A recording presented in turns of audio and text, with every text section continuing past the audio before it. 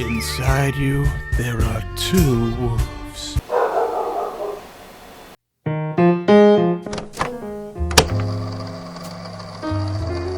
I'm tired, Grandpa. Well, it's too damn bad. I haven't chosen a book to read. I'm about to go to the gym. I woke up, I don't know, 20 minutes ago. How are people out here constantly waking up at 5 a.m? Productive vlog, waking up at 5 a.m. Fuck off. You ever just look at a book and you're like, I wish I could reread that for the first time. That's me with half a soul right now. Crisis averted.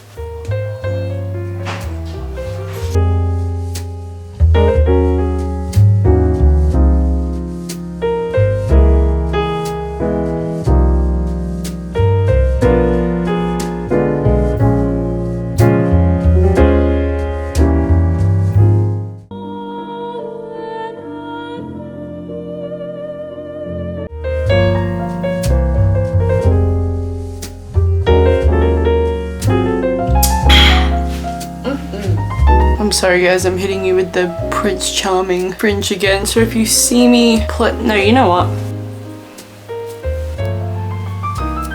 Know how in my last video, oh my god, oh my god. I'm gonna freaking lose it, guys! The sun is out in full force. I have to close the blind. I pretty much just did my hair and it takes it a minute to like settle. So in my last video, I made a whole speech about how the choosing of an audiobook was going to take up 75% of my brain capacity in that video, only for me to never mention it again. So I really want to listen to an adult fantasy romance because I feel like a bit of tee-hee ha-ha. I feel like a bit of, you know? So whilst I do that, I'm just going to chat. How did we feel about my rant in my last video? It wasn't even really a rant. I was just telling you guys about the 1 through 4. It felt like I was just talking a lot. So let's go discover romance. But would it be fantasy? Ooh. Fantasy romance. Audible knows what's up, sort of. I've read all of these. When you really think about it, is this all we have? Ooh, actually, I'm going to listen to the Book of Azrael. Buy with 1 credit. Oh, why does this feel so nerve-wracking using an Audible credit? Now I'm panicking. Yeah, so maybe not 75% of my brain capacity. Maybe I just needed to balls up and do it. Also, recently I've been watching I end up watching whilst I'm editing. And by watching, I mean watching YouTube whilst I'm editing. And I typically fall into the category of people who like to watch like Catherine Karras, stuff Celine does. Like the really mellow, cutesy videos where they've got like the really nice melodic music in the background and they've got the cute subtitles. I just don't have that dog in me. I have 2 wolves. One has an anxiety disorder, the other has ADHD, and they're fucking. Inside you, there are two wolves. We're going to have to operate. That is not normal. No, you can't take them from me. They're my best friends. And I'm the consequence of that. But these people are just so comforting and like nice to watch. And then there's me. I think I've had like 2 pictures of men in fedoras already in this video. No, that was in the last video. I'm currently editing the other video, so I'm a bit confused. I just like to talk too much. So I have a doctor's appointment that I have to go to today. I just need to get more of my meds. It's nothing exciting. But recently I've just realized that I have a lot of YA books, and if I want to read something that's a bit spicy, I end up having to go and essentially find just pure smart. And I like a balance. I need slow burn. I need them fighting the desire to kiss. Can I watch you guys kissing? I just need to for my friend. Got Book of Azrael and I fully know that that's not what that's going to be. So I'm gonna take my Prince Charming ass and I'm gonna shut the fuck up and I'm gonna go back to working and editing.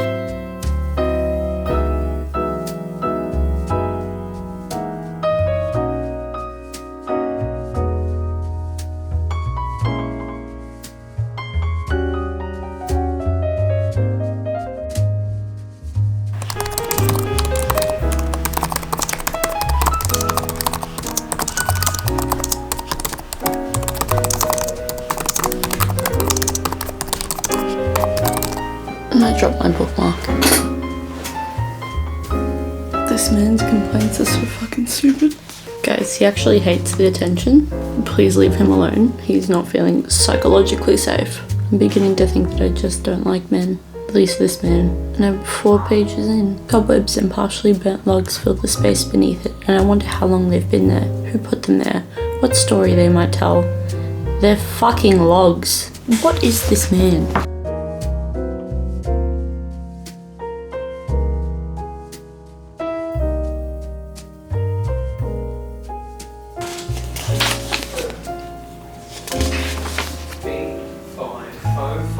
I smell a lady who will be impregnated and called Mum.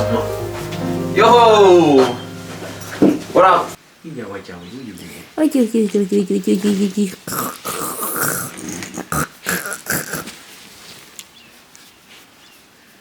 not real with this shit though.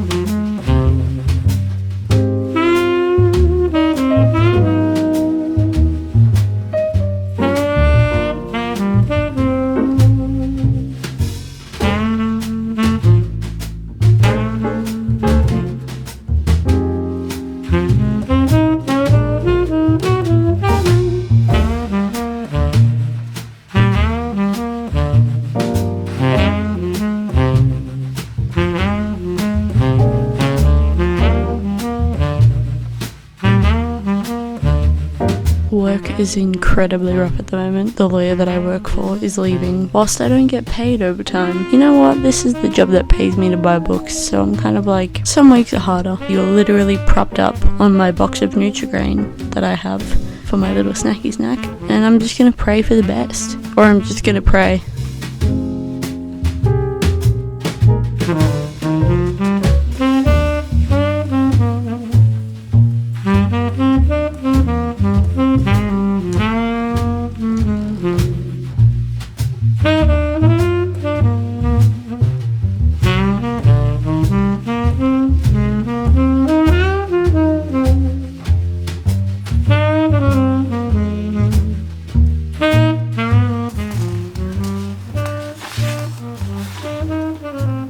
Ford doesn't feel like a real fucking person. Ford is silly goofy. I'm 113 pages in, and he doesn't feel real. He's like, oh, she doesn't give a shit about what I think. Why would she? You ain't that important, home dog. I also was reading or listening to We've Always Lived in the Castle. It's very uncomfortable. I wasn't expecting what transpired. Also, the townspeople are just dicks, which I do like the way that she writes. Guys, I really don't know what to make of this book. I thought it would be, you know, like Reckless, where I didn't like it and then I would love it, but Ford doesn't feel real to me. I simply could not deal with the tomfoolery that is Ford Grant. When I uploaded that I purchased these 2 books, I had people in the comments, Ford Grant over West, we're Ford. Who paid you to comment those things on my Instagram post? Ford is an AI robot sent here to brainwash you. Maybe he gets better, but I'm going to start one for my enemy. So let me explain to you. This is actually my first Olivia Blake book. In New York City, 2 rival witch families fight for the upper hand. The Antonova sisters are beautiful, cunning, and ruthless, and their mother, known only as Baba Yaga, is an elusive supplier of premium intoxicants. Their adversaries, the influential Fedorov brothers, serve their crime boss father. Named the Deathless, his enterprise dominates the shadows of magical Manhattan. For 12 years, the families have maintained a fraught stalemate, and everything is thrown into disarray. Bad blood carries them to the brink of disaster, even as fate draws together a brother and sister from either side. Yet the siblings still struggle for power, and internal conflicts could destroy each family from within. That is, if the enmity between empires doesn't destroy both sides first. We're going to use... I don't really have a specific way in which I annotate things. I literally just choose the colors that I think fit the book and then tap the parts that I like, or just parts that I want to remember.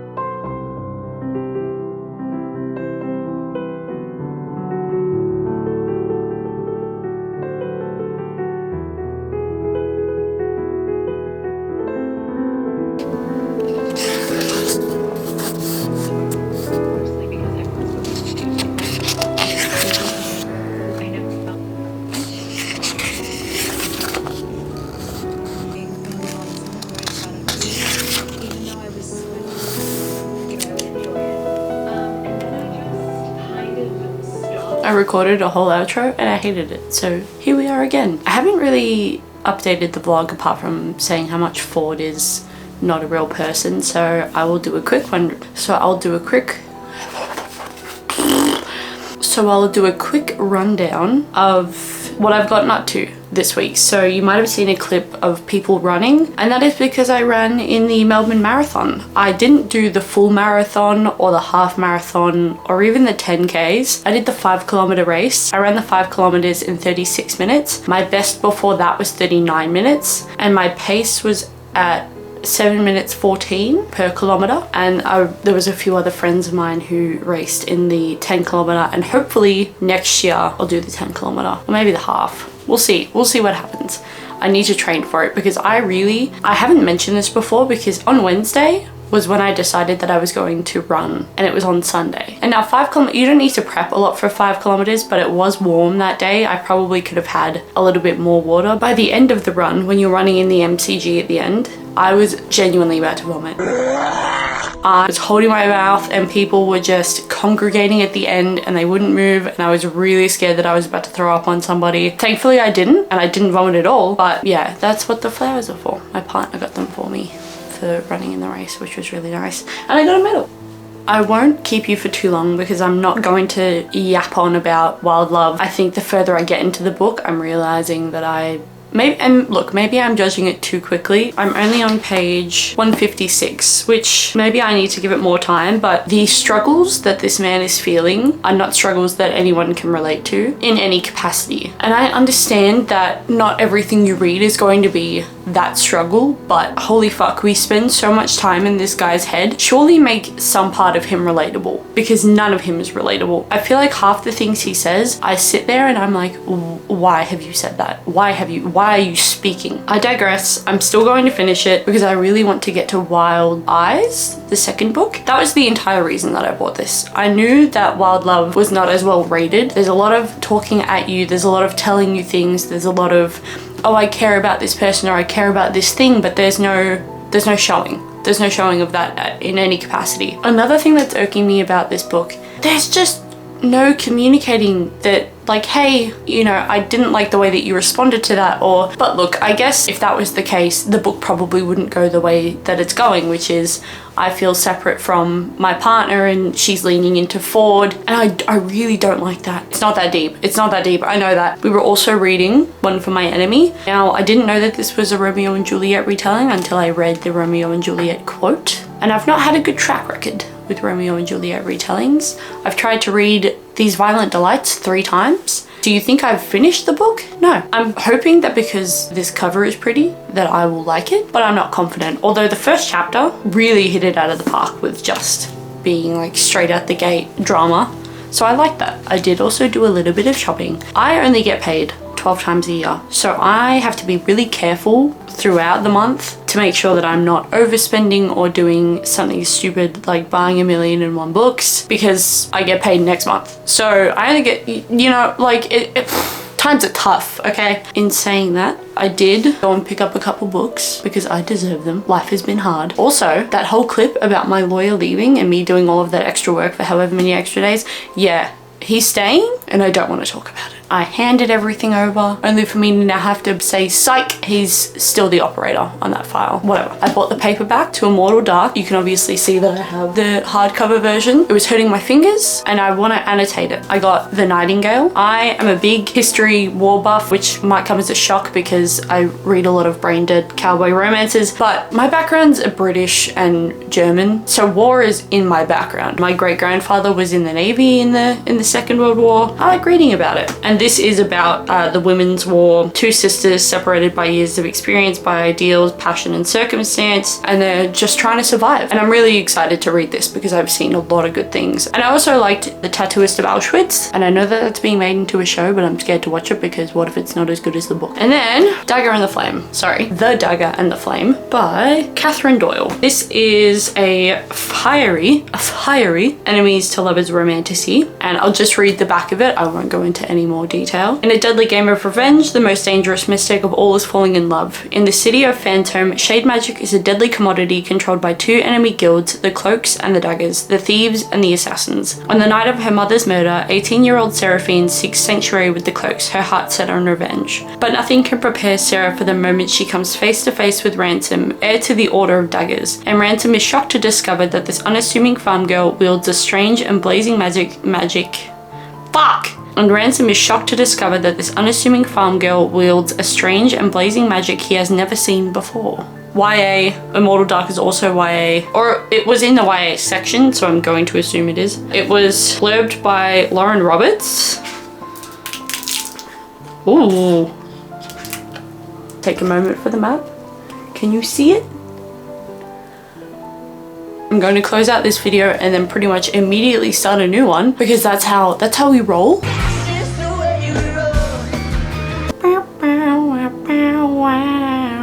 I outroed this vlog without even talking about the audiobook that I listened to. I listened to and finished the Book of Azrael. Do you think I've mentioned it in this entire video?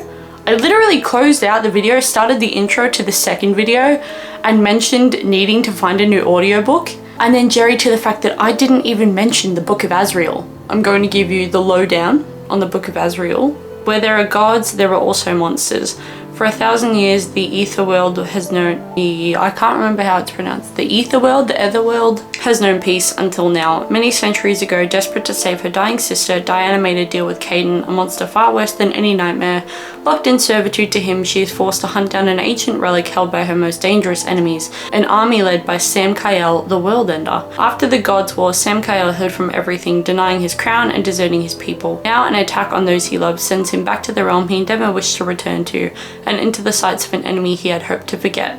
With every world at stake, Diana and Sam Kael are forced to set aside their animosity and work together before all is lost. I'm really stuck on what to rate this book, so for the moment I'm not going to, and then this is why I have issues with remembering what books that I've read, because I don't rate them, at least in Goodreads, which was my only form of keeping track, and then I forget that I've read books. Anyway, that's my problem, not yours. I think I'm going to give it a 3, because it wasn't as bad that I'm going to give it a 2, but it also wasn't anything crazy.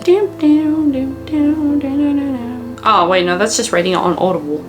Anyway, I'm gonna throw it back to past Brittany because she already outroed the video. I hope you're having a good day, a good evening, a good night, or a good time, whatever time of the day it is for you and wherever you are in the world, and I will catch you in the next video.